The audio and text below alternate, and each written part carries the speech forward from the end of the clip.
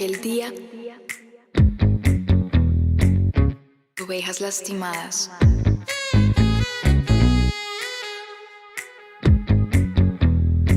Remanente. Una nación. El Señor reinará sobre ellas desde ahora y para siempre. Dios, gobiernas sobre todo, tu amor transforma todo en mí. Digno eres de mi alabanza, tu espíritu desciende hoy aquí. Admirable, consejero, Dios fuerte, Padre eterno. Admirable, consejero, Dios fuerte, Padre eterno, príncipe de paz.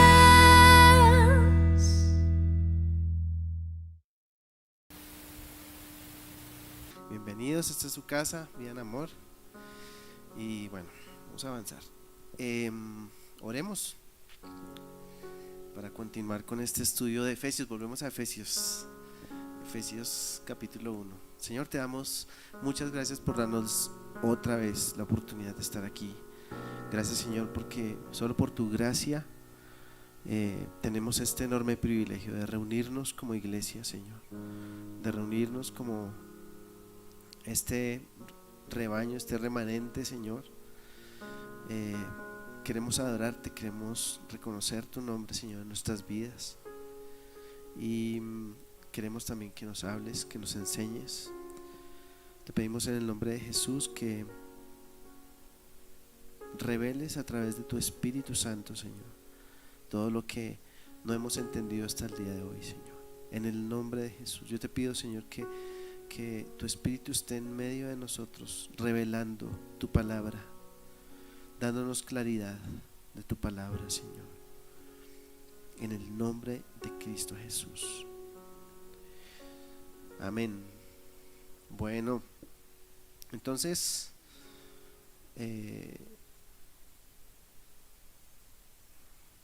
voy a volver a Efesios capítulo 1 y vamos a hacer un pequeño resumen. Vamos a empezar haciendo un pequeño resumen porque hemos venido estudiando versículo por versículo, y entonces, como es cada 8 días que nos vemos, y hace 8 días estuve de guita, entonces como que uno le pierde un poquito el hilo a lo que estamos estudiando. Y entonces mientras que yo voy haciendo el resumen versículo por versículo, ustedes van leyendo conmigo ahí cada versículo. Entonces en el versículo 1 nosotros vimos cómo Pablo era el remitente de esta carta, ¿sí? Y también tuvimos la oportunidad de estudiar la vida de Pablo, de conocer un poquito más a Pablo y cómo él se estaba conectando con esta iglesia en Éfeso, ¿cierto? Y también hablamos de quienes recibimos la carta, que en primer lugar era esta iglesia de Éfeso para quien se escribió, pero a la vez es la iglesia de Cristo que está hoy aquí reunida. Entonces esa iglesia que está en Cristo, ¿recuerdan? En el versículo 2 hicimos un paralelo sobre las palabras gracia y paz, y apenas pudimos mirarlas un poquito por encima. Gracia y paz. En el versículo 3 observamos que Dios nos dio una bendición en Cristo. Tenemos una bendición en Cristo, somos bendecidos en Cristo. En el versículo 4 vimos que fuimos elegidos por Dios para ser santos. ¿Recuerdan? Que para algunos de nosotros eso fue como, uy, ¿cómo así? O sea, nunca había escuchado eso, pero fuimos elegidos por Dios para ser santos. En el versículo 5 encontramos y aprendimos que fuimos predestinados para ser adoptados como hijos del Señor. Fuimos predestinados para eso, y tuvimos oportunidad de explicar un poquito qué significaba eso. En el versículo 6 vimos como todo lo anterior todo lo que acabamos de ver es para alabanza de la gloria de su gracia, ¿cierto? Es para la alabanza del Señor. Y vamos en el versículo 7, donde estamos aprendiendo sobre la redención. Entonces, este mensaje lo dividimos en dos, nos salieron dos episodios de este mensaje y hoy es la segunda parte. Y entonces yo les dejé una tareita, no sé si se acuerdan, pues les dejé una tarea que era leer Hechos capítulo 7. ¿Quién hizo la tarea?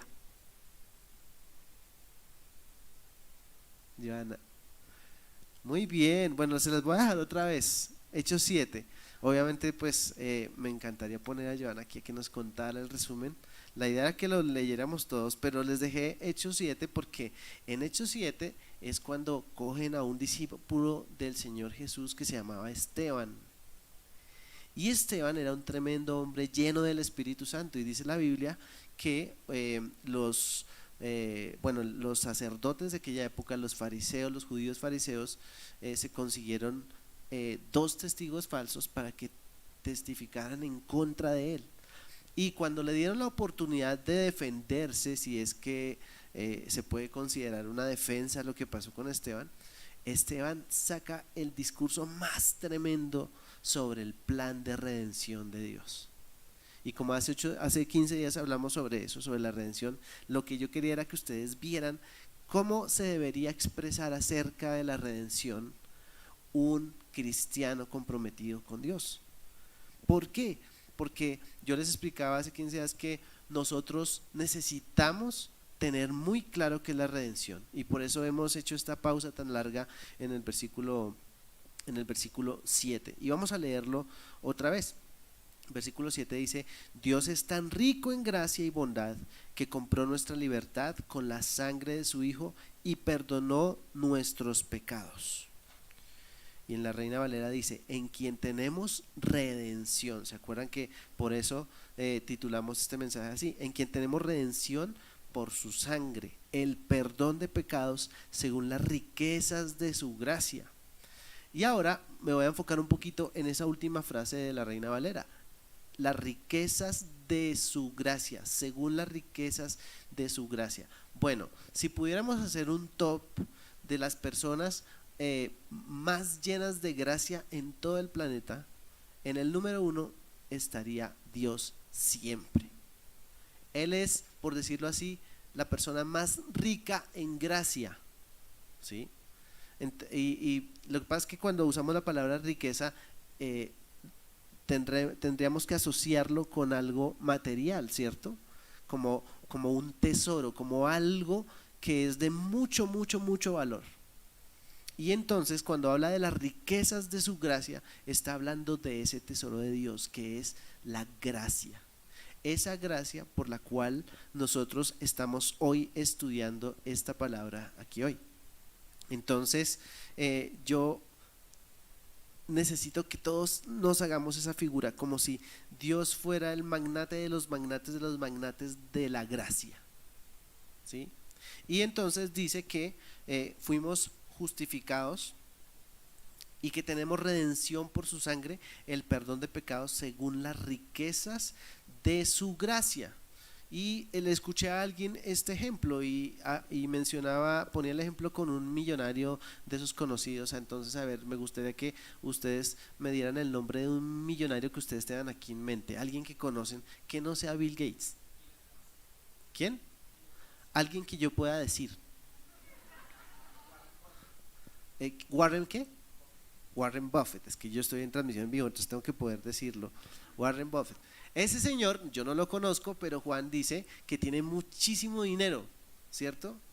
Y si yo le dijera a ese señor Buffett que me diera una pequeña ofrendita, que me diera como una ayudita de su millonaria fortuna, de pronto si él me da $10, ¿estaría bien?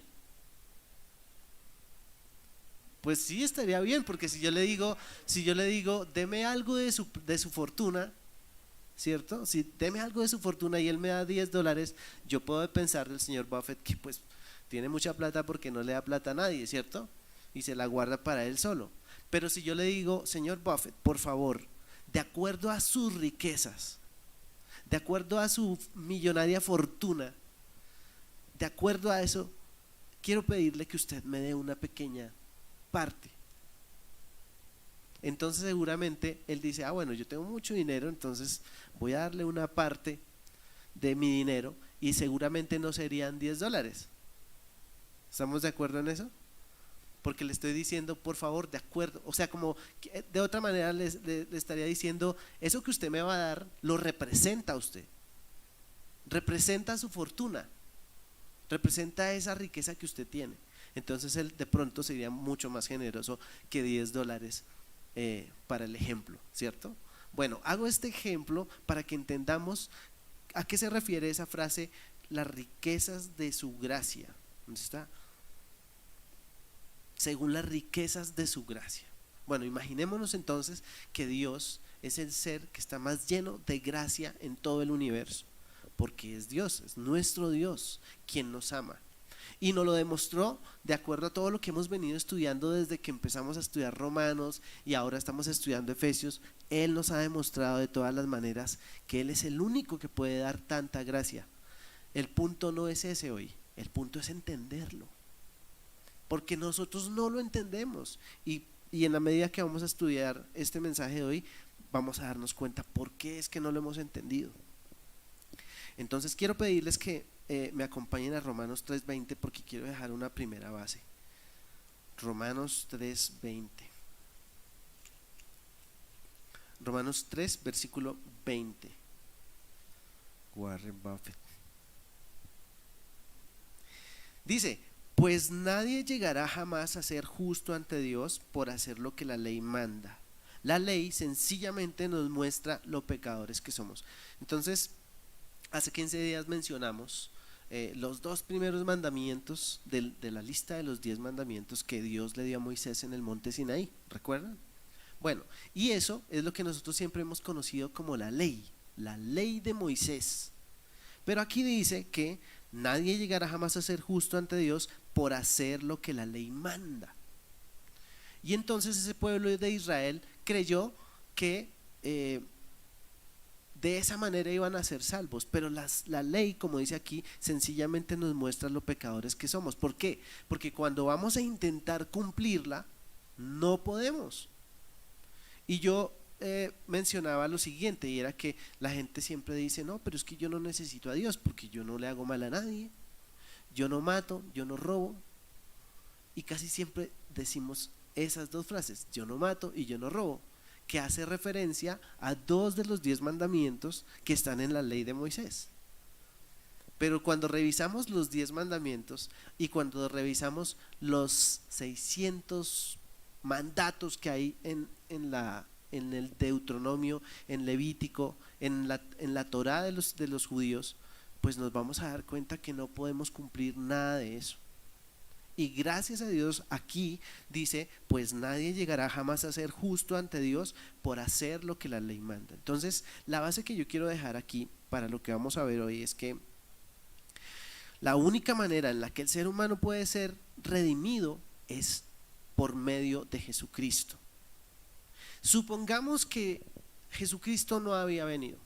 Supongamos que nosotros por una revelación hubiéramos encontrado, nos hubiéramos dado cuenta que necesitábamos ser redimidos y que nos enteráramos esto que les acabo de decir, que el único que nos puede redimir es Jesucristo. ¿Cómo hubiéramos hecho nosotros para obligar a Jesucristo a que viniera a redimirnos? No hubiéramos podido hacerlo porque Él es el Hijo de Dios, porque Él es Dios mismo quien creó todas las cosas. Quiero decir, Él es un ser muy superior a mí. Yo no podría demandarle a Jesucristo, por favor, sálvame, sálvame, necesito que me salves, me voy a morir, sálvame, en caso de que lo supiera. Sin embargo, la Biblia dice que cuando nosotros estábamos muertos en nuestros delitos y pecados, Jesucristo o Dios se compadeció de nosotros y por las riquezas de su gracia dijo, les voy a dar gracia. Le voy a dar gracia a esta humanidad caída, esta humanidad que yo escogí para que fueran santos delante de mí, esta humanidad que falló, que desobedeció a mi palabra y entonces le entregó al enemigo toda la autoridad, le entregó todo lo que era para ellos, se lo entregaron al enemigo. Entonces yo voy a sacar de las riquezas de la gracia que tengo y voy otra vez a pagar por ellos. Estoy tratando de ser lo más gráfico posible, ya se dieron cuenta, ¿verdad? Porque nosotros tenemos que salir hoy por esta puerta entendiendo qué es la gracia, entendiendo que estamos aquí por gracia, no porque somos buenas personas, porque nadie llegará jamás a ser justo ante Dios por hacer lo que la ley manda. Así nosotros digamos, no, es que yo siempre he sido una persona correcta. Yo conozco personas moralmente rectas. Yo conozco muchas personas así, que no les interesa saber nada de Dios, porque de alguna manera aprendieron que ser una buena persona era ser una persona moralmente correcta. Y conozco personas así, no muchas, pero las hay, existen esas personas. Personas que, como hablábamos con unos amigos hace un par de semanas, personas que pueden estar viviendo en el reino de Dios, porque el reino de Dios es justicia, el reino de Dios es verdad, ¿sí? Podrían estar viviendo bajo las leyes del reino de Dios sin ser parte del reino de Dios. Pero precisamente mi tarea esta mañana, o lo que yo pretendo, es que no salgamos de esa puerta siendo ese tipo de personas, pensando que se trata de lo que hacemos, que estamos aquí y Dios nos ha bendecido porque nosotros somos buena gente, porque nosotros somos queridos, y todos ustedes son muy queridos, todos somos muy queridos, pero no es por eso que estamos con la bendición de Dios, es por su gracia, porque el Señor ha querido sacar de las riquezas de su gracia y darnos redención. Eso es lo que pasó, eso es lo que está pasando. Entonces miremos ahí, en ese mismo capítulo 3 de Romanos, miremos versículo 23 y 24, miren lo que dice: pues todos hemos pecado, nadie puede alcanzar la meta gloriosa establecida por Dios. Sin embargo, con una bondad que no merecemos, Dios nos declara justos por medio de Cristo Jesús, quien nos liberó del castigo de nuestros pecados.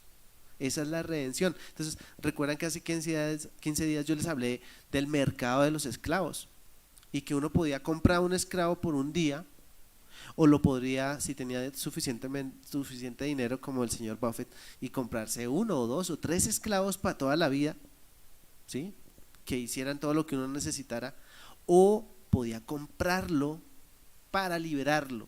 Si una persona fuera a comprar un esclavo para liberarlo y se arrepiente, va a comprar y dice: uy, no, está muy caro, mejor voy y hago otro mercado y si me alcanza ahí sí. Ese esclavo está condenado a seguir siendo esclavo del dueño que lo tiene, ¿cierto? Eso es lo que iba a pasar con nosotros. Si Jesús no nos redime, si Jesús no paga el precio por nosotros, nosotros seguiríamos siendo esclavos de lo que éramos esclavos. Nosotros seguiríamos estando en esa cautividad, en ese cautiverio. Y por eso dice el versículo 24, en la segunda parte dice: Dios nos declara justos por medio de Cristo Jesús, quien nos liberó del castigo de nuestros pecados. En el momento en que Él paga otra vez para liberarnos y nos dice: ya mijo, ya pagué su libertad, puede irse tranquilo. Entonces nos liberó del castigo que podríamos tener como esclavos, como muertos en Adán, en la naturaleza caída. ¿Sí? ¿Hasta ahí vamos bien? Muy bien, listo. Ahora acompáñenme por favor a Efesios otra vez, volvamos a Efesios. Entonces dice: en quien tenemos redención, otra vez, en quien tenemos redención por su sangre, el perdón de pecados según las riquezas de su gracia.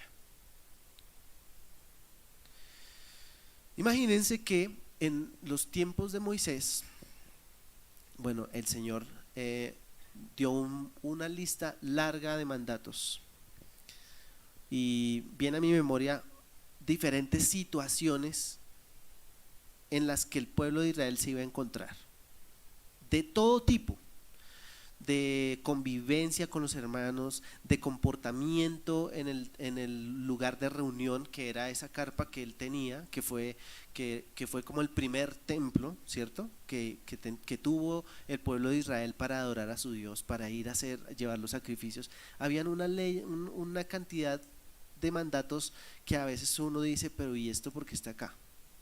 Y Dios los puso ahí simplemente para que ese pueblo demostrara delante del mundo qué significaba vivir en obediencia a la palabra de Dios. Entonces hay varios mandatos. Por ejemplo, hay un mandato que dice cómo hay que ir al baño. ¿Sí sabían? ¿Alguien sabía aquí eso? Sí, hay un mandato que dice que uno lleva un palito y va a un lugar apartado, abre un huequito en la tierra, ¿sí? Abre un huequito en la tierra y se cubre los pies. Ellos dicen cubrirse los pies. Cuando encuentran en la Reina Valera y se cubrió los pies, quiere decir que cuando se agachó, el vestido le tapó los pies, ¿sí? Se agachó para hacer del 2. Eso está escrito en la Biblia, porque en esa época obviamente no había lo que tenemos hoy, que tenemos la tecnología, tenemos los desinfectantes. Entonces la ley decía algo así como que uno abre el huequito, llena el huequito y vuelve y tapa el huequito con tierra, como los gatos, algo así. Entonces imagínense que eso está escrito en las leyes de Moisés, porque de esa manera Dios estaba protegiendo a su pueblo de una epidemia, de una infección que se propagara con todo el mundo, que alguien muriera por una infección, que es lo que pasaría hoy en día si nosotros no tuviéramos a Clorox y a ¿cómo se llama? Mr. Músculo y todos sus amiguitos. Si no los tuviéramos a ellos, pues perfectamente alguien se podría enfermar por tener contacto con algo de eso, ¿sí o no? Solo no sé por qué se me vino eso a la cabeza, pero ese es uno de muchos ejemplos. Todo eso está escrito ahí. ¿Cómo les parece? Esos libros, esos primeros 5 libros que a veces nos da tanta pereza leer, están llenos de esos mandatos, y todo lo que había que hacer era eso. Por ejemplo, ellos no podían tocar un muerto, y tiene que ver mucho con el tipo de bioseguridad que tenían en ese momento. No había bioseguridad, entonces alguien que tocaba un muerto se consideraba impuro. ¿Por qué? Porque pues un muerto de pronto va a tener algo que uno no debe tocar, y eso podría pasarlo a los alimentos, podría pasarlo a otra persona y podría ser nocivo para otra persona, ¿sí? Entonces, como esas hay muchas leyes, pero hoy quiero hablarles de una que era la del día del sacrificio. Y yo voy a dejar por fe esta tarea. Voy a dejar por fe. Yo espero que ustedes se sientan, no sé, comprometidos un poquito conmigo y vayan y la estudien en su casa. Pero yo quiero que ustedes lean el capítulo 16 del Levítico, solo ese capítulo. Y ese capítulo habla del día de la expiación. Entonces imagínense que en todo el año había un día que se llamaba el día de la expiación, y ese día iban todos los judíos, subían a Jerusalén. Bueno, ya después cuando estaban en Jerusalén, pero cuando estaban en el desierto, ellos tenían que ir al tabernáculo de reunión, y ese día era la expiación de los pecados del pueblo de Dios. Entonces, si yo había pecado, yo tenía que llevar un animalito que iba a morir en mi lugar, porque la paga del pecado es la muerte. Entonces yo tenía que llevar mi oveja, mi becerro, mi novillo, lo que fuera, para que muriera en mi lugar. Depende de qué tantos pecados tenía yo. Pero imagínense que el que estaba al frente de toda esa ceremonia y todo lo que pasaba era el sumo sacerdote. Y el sumo sacerdote, al igual que yo, también podía pecar. Entonces él tenía que presentarse delante de Dios y primero sacrificar su animal, y después sacrificar los animales del pueblo. Ustedes lo van a poder leer con más detalle ahí en Levítico 16, por fe. Entonces resulta que pasaba lo siguiente: si la ceremonia se hacía de cualquier manera y el sumo sacerdote entraba porque él era el único que podía entrar al lugar santísimo a presentarse delante de la presencia de Dios, y el Señor consideraba que esa persona no estaba pura, no estaba arrepentida, no estaba haciendo las cosas de corazón, el hombre se podía morir ahí mismo. Tanto así que después optaron por amarrarle una cuerdita al pie. Entonces él entraba con una cuerdita porque nadie podía entrar al lugar santísimo. Entonces si el hombre se caía, una cuerdita y unas campanitas, si se dejaban de sonar las campanas, el hombre no pasó la prueba, entonces lo jalaban y lo sacaban así del lugar santísimo. Todo eso está ahí en la Biblia, no les estoy hablando carreta, todo está en la palabra. Entonces ese día de la expiación tenía unas leyes especiales, y era que cada persona tenía que llevar 2 animales. Uno de esos animales era sacrificado y el otro se dejaba en libertad en el desierto. Ustedes lo van a leer con detalle ahí por la fe en Levítico 16, ¿sí? Entonces Dios desde ese momento nos estaba enseñando lo que Él iba a hacer,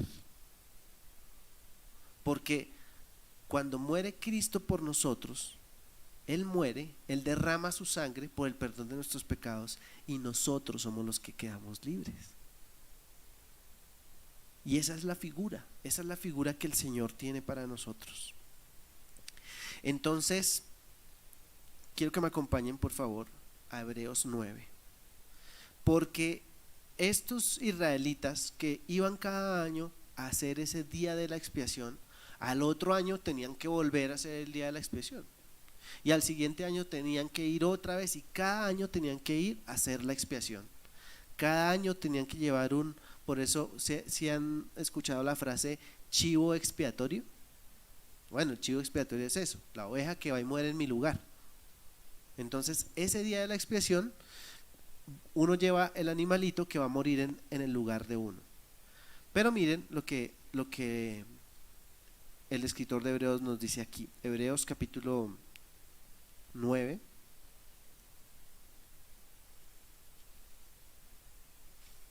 versículo 11. Dice: entonces Cristo ahora ha llegado a ser el sumo sacerdote por sobre todas las cosas buenas que han venido. Él entró en ese tabernáculo superior y más perfecto que está en el cielo, el cual no fue hecho por manos humanas, ni forma parte del mundo creado.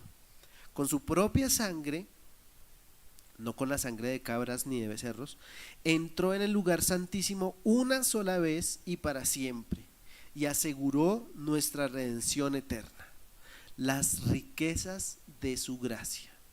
Porque como con un cabrito uno solo puede cubrir un año de expiación, pero con la sangre de Jesús, con la sangre del Cordero, el Cordero de Dios que quita el pecado del mundo, con esa sangre basta con un solo sacrificio. Impresionante, ¿no? Versículo 13 dice: bajo el sistema antiguo, la sangre de cabras y toros y las cenizas de una novilla podían limpiar el cuerpo de las personas que estaban ceremonialmente impuras.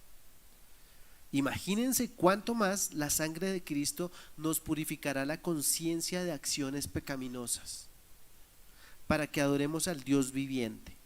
Pues por el poder del Espíritu Eterno, Cristo se ofreció a sí mismo a Dios como sacrificio perfecto por nuestros pecados. Por eso Él es el mediador de un nuevo pacto entre Dios y la gente, para que todos los que son llamados puedan recibir la herencia eterna que Dios les ha prometido, pues Cristo murió para librarlos del castigo por los pecados que habían cometido bajo ese primer pacto. Este pasaje es hermoso. Imagínense que Esteban, el del capítulo 7 de Hechos, ¿se acuerdan? Esteban intentó explicarle esto a los judíos, pero él no tenía el léxico que tenía aquí. Bueno, no está confirmado que Pablo es el que escribió Hebreos, pero lo más seguro es que sí, por la forma de hablar. Entonces, este escritor de Hebreos lo explicó muy bien, pero como Esteban lo explicó de otra manera, que era verdad, porque él lo que hizo fue explicarlo mostrando el pecado de los israelitas, a ellos les dio mucha piedra. porque ellos eran los sacerdotes, ellos eran los duros, ellos eran la crema innata del judaísmo. Entonces, ¿cómo se atrevía a levantar esa acusación? Y por eso fue que terminaron matándolo. Pero esto es lo que pasó, esto es lo que pasa. Esto es lo que necesitamos entender hoy. Es que nosotros no hemos aprendido a valorar lo que significa el sacrificio de Jesús en la cruz. Apenas medio nos hacemos como una idea, sí, el Señor murió por nosotros, pero la verdad es que el precio que se pagó es el precio más alto que alguien pueda pagar. Ni siquiera el señor Buffett podría pagar ni la mitad, no podría pagar nada de eso. Y eso es lo que yo quiero que hoy aprendamos. Entonces, ¿cómo podemos aplicar esta redención a nuestras vidas hoy en día? Pues primero entendiendo qué fue lo que ocurrió, lo que acabamos de hablar, que verdaderamente el Señor es muy rico en gracia, tan rico que decidió darnos un poco de esa gracia para redimirnos, para salvarnos de la condenación, para quitarnos la esclavitud, para salvarnos del castigo que nos merecíamos.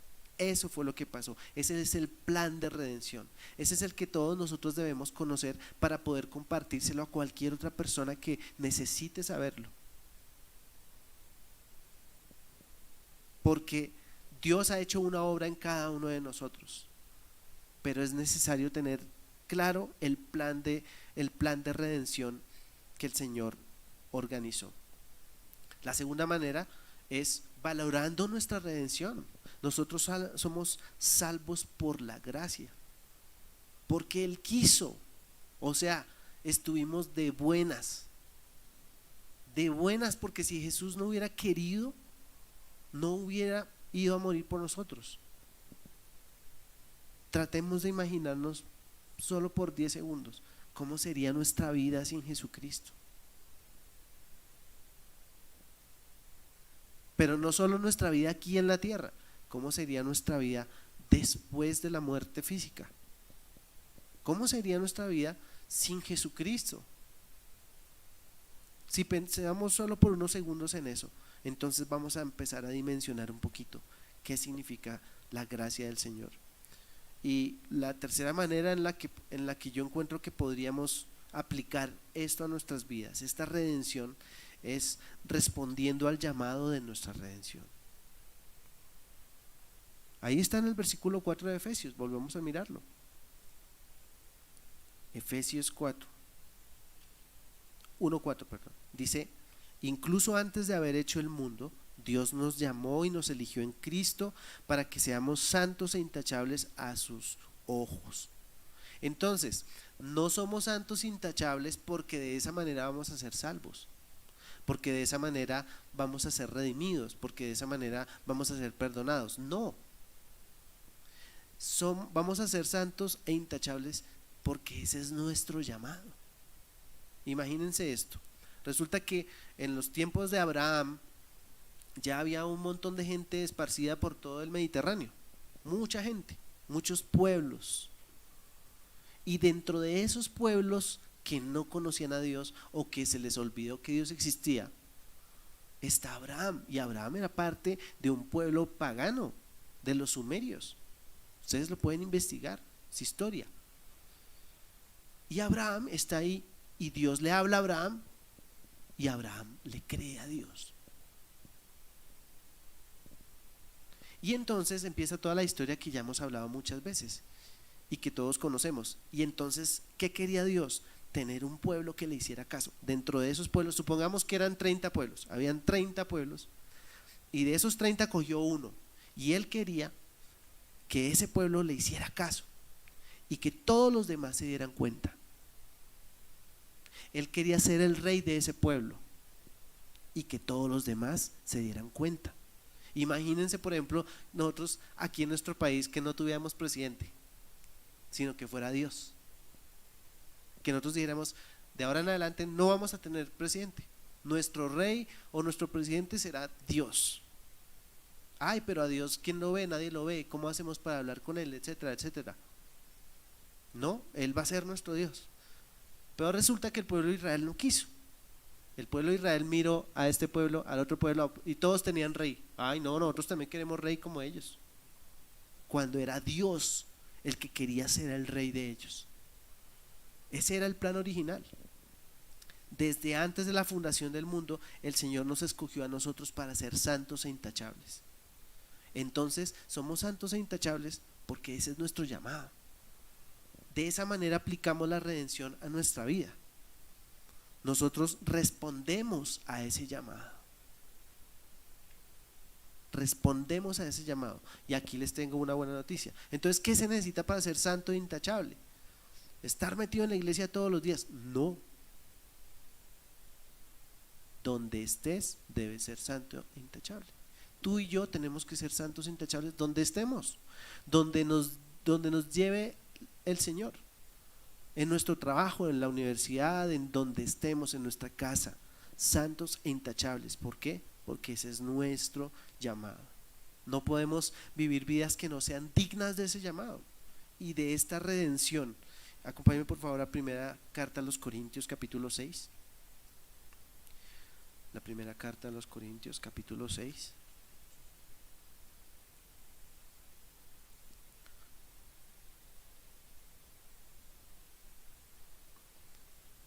Versículo 20 dice: porque Dios los compró a un alto precio. Esa es la enseñanza de hoy. Dios nos compró a un alto precio, por lo tanto, honren a Dios con su cuerpo. Entonces, no podemos vivir una vida de cualquier manera. Entonces, ¿cómo va a ser? Yo les tengo el libro, los 10 pasos para ser felices en Cristo. No les voy a dar eso, porque todo está en la palabra. Y dentro de 8 días vamos a ver cómo es que el Espíritu Santo es quien nos revela todo. Pero nosotros tenemos que hacer una parte. Entonces, este versículo que vemos aquí, porque Dios los compró a un alto precio, por lo tanto, honren a Dios con su cuerpo, está hablando de acciones. Está hablando de hacer algo, ¿cierto? A eso es a lo que nos está llevando esta enseñanza de hoy. Y para terminar, quiero pedirles que me acompañen a el libro de Apocalipsis, capítulo 5.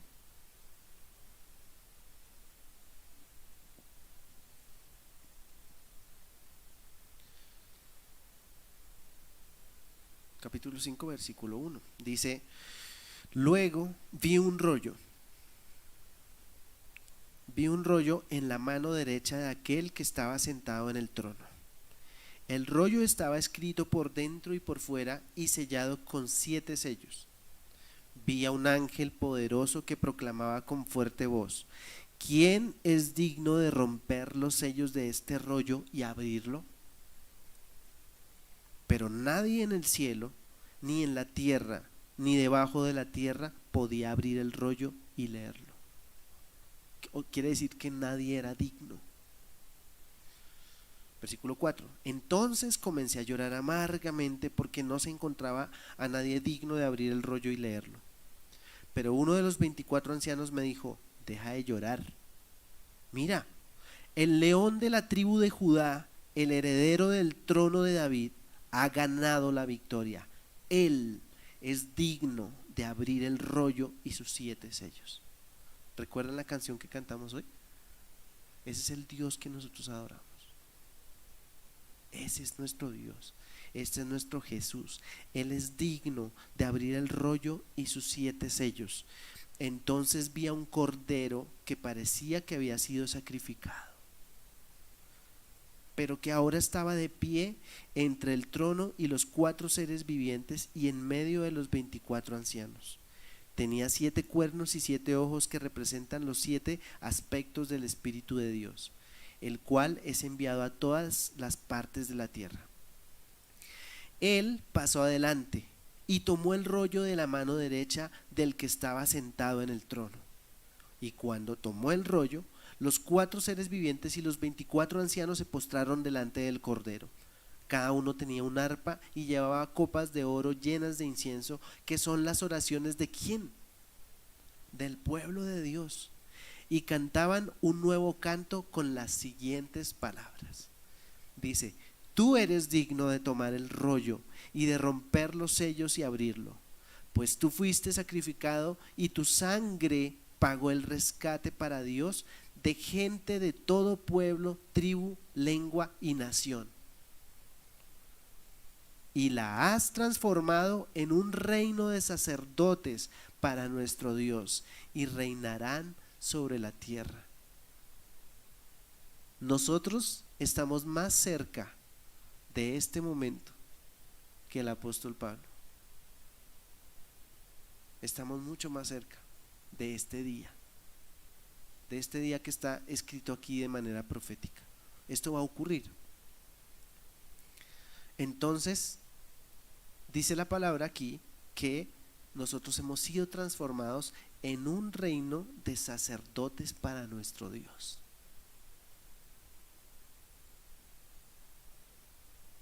Y esa es la palabra que nosotros tenemos. Y dice: y reinarán sobre la tierra. Ahí hay un misterio que revelar. Bueno, Diego nos dijo hace 8 días que si queríamos cerrar los ojos, que los podemos cerrar, y que si no, pues que vamos a orar. Y yo quiero que tú ores en libertad, como te sientas cómodo. Si prefieres cerrar los ojos, puedes cerrar los ojos.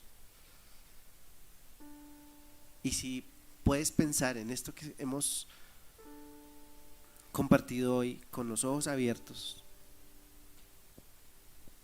solo quiero pedirte que meditemos por unos segundos en la maravillosa gracia que el Dios Todopoderoso derramó sobre nosotros a través de su Hijo, a través del sacrificio de su Hijo, porque esa sangre de Jesús, donde estaba su vida, fue derramada por nosotros, por ti y por mí, para el perdón de nuestros pecados.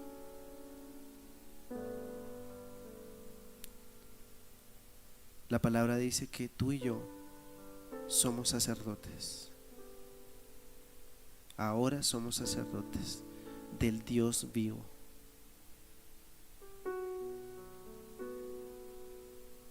Esos sacerdotes que desde antes de la fundación del mundo fuimos llamados a ser santos, a ser intachables, como nuestro Dios que es santo e intachable.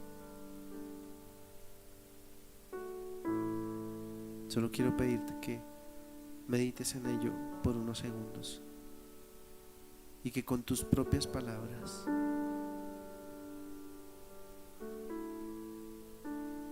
tengas una conversación con tu Dios, con tu Creador.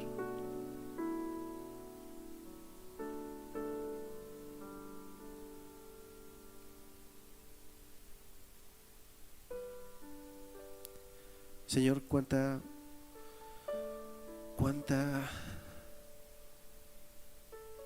maldad,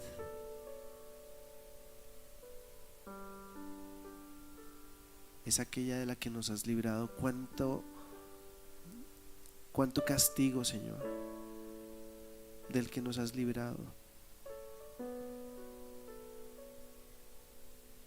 Hoy entendemos, por tu misericordia, hoy entendemos a través de tu Espíritu, Señor, que verdaderamente no somos dignos de tu gracia, no somos dignos de tu amor,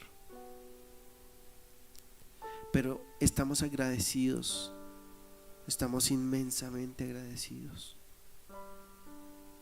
por esa gracia que nos permite hoy levantarnos, que nos permite hoy disfrutar de un desayuno, del aire, del sol, de nuestros seres queridos, que nos permite disfrutar de la salud, esa gracia que tú has derramado sobre nosotros, que nos permite disfrutar la vida, que nos permite tener esta vida que tenemos. Hoy te pido perdón, Señor, por todas las veces que yo me he quejado, por todas las veces que he levantado mi voz en contra tuya, porque ¿a quién más estaría reclamándole? Como si yo fuera merecedor de algo de lo que tengo. Hoy te pido perdón, Señor, por todas las veces que he sido desagradecido, por todas esas veces que he demandado de ti las cosas que solo vienen a mí por tu gracia. Hoy, como hijos tuyos, nos rendimos a ti una vez más, Señor, y te reconocemos como nuestro Dios, ese Dios amoroso que nos ama por encima de todas las cosas.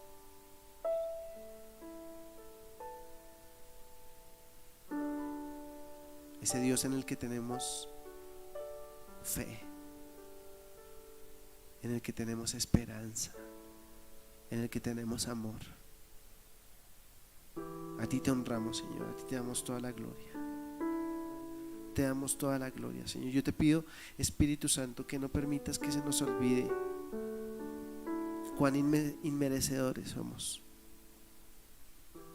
del rescate que pagaste por nosotros. Que nunca se nos olvide que el precio que pagaste fue muy, muy alto. El precio más alto que jamás nadie pudiera pagar. Y eso te ha hecho el único digno de abrir